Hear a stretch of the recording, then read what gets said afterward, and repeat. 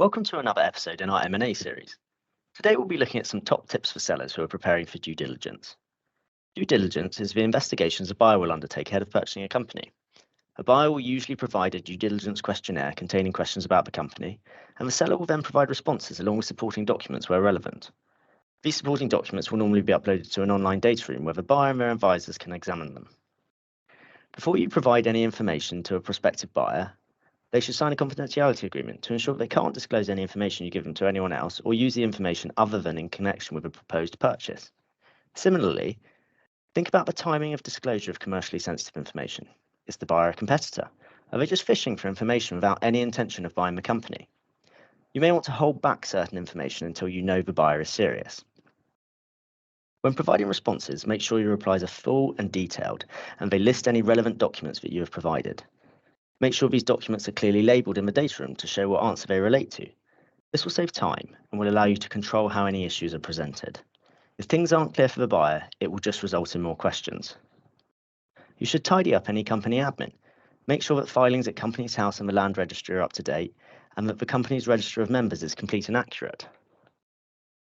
It's worth noting that the register of members is a separate document from the information held at Companies House. Think about what the company needs in order to trade. Does it have a right to all the assets it needs?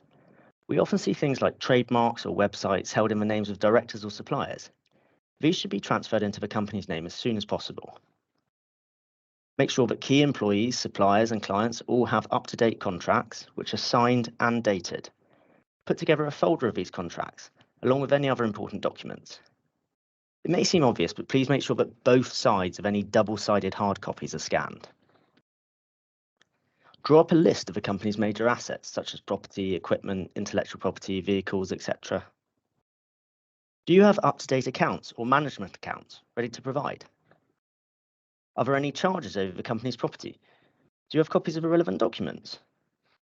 Are there any issues which might be of concern to the buyer, such as employment disputes, litigation, investigations, or required licenses or consents?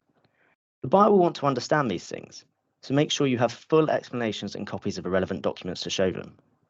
Most issues can be addressed, but it's always easier to do this at the start of a process than at the end. Finally, when providing information, put yourself in the buyer's shoes. What would you want to know if you were buying the company?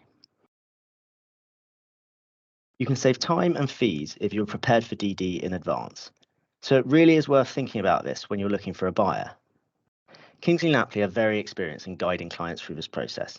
So if you're considering selling or buying a company, please get in touch. Thank you for listening and look out for further episodes in our M&A series.